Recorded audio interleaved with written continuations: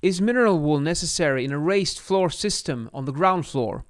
Here's what I mean with a raised floor system. This is a good example. This is a system where you have little stands, plastic stilts like this, and then you have the green things here is an elastic interlayer that takes care of the sound insulation. So this is kind of like a decoupled structure where you have some kind of plates that you can put.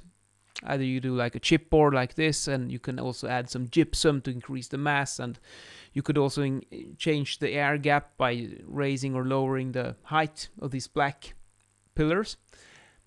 However, if you're dealing with dwellings, this is quite a common system that we use now in many projects, and it would look like this if you have a CLT building, cross-laminated timber, a bit on an upper floor. Then you have these, I guess you can call them pillars, perhaps.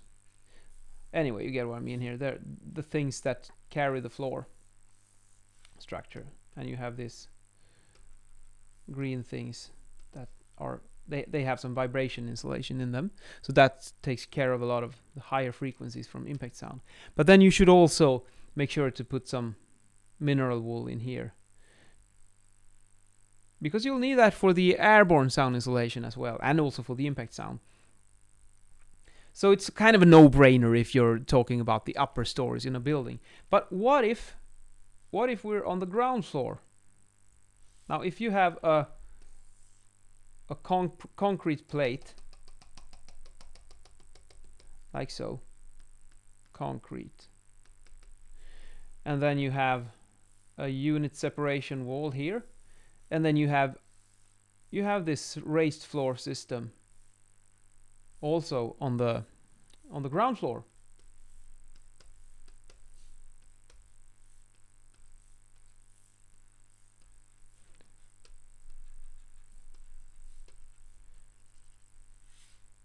Now we don't have any sound transmission in this direction to worry about, because here you have the earth beneath you, so that's not a problem. And I think it's unlikely that we would have a problem with sound transmission this way too, because here's my dog is going crazy out there. I don't know if the microphone picks it up. Here, I don't think that would be much of a problem, this one either. However, if you just leave this one empty, there's another thing that can happen, and it's drum sound. By putting some mineral wool in here, maybe you don't need to put as much. You could put a bit less here on the ground floor. But this is about sound quality, because usually when we're talking about impact sound, as acoustician, when we say impact sound, what we actually mean is sound that you can hear in one room that comes from another room. When you can hear your neighbor walking on the floor, that is impact sound. Or if you can hear someone in the stairwell walking around, that's also impact sound. Now you have another one that we call drum sound. Trumljud in Swedish.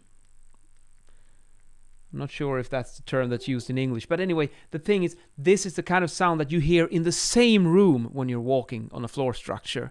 That's the drum sound. And if you don't have the mineral wool here, you're going to have a very resonant sound. It's like boom, boom, boom when you're walking on this floor. And the sound quality will suffer. So that's why I think you should also use mineral wool even on the ground floor, even if you could perhaps get by without it with regards to sound insulation. But there are other parameters as well. Sound quality is one of them.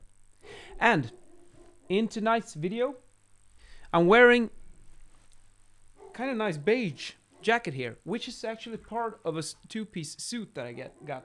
So you can see this is the exact same fabric, but I only wear the top, and then I have an odd combination with brighter pants, some brown belt, and this favorite shirt of mine, and a little green pocket square. So this is a good idea when I buy full suits. You have so many options with them, because you can use just the top or the pants if you want to, and create a lot of more combinations. So that's a great idea.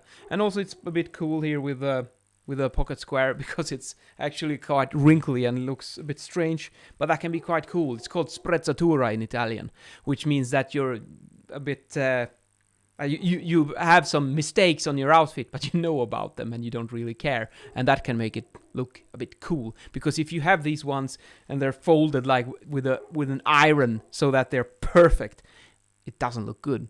It looks like you're trying too hard.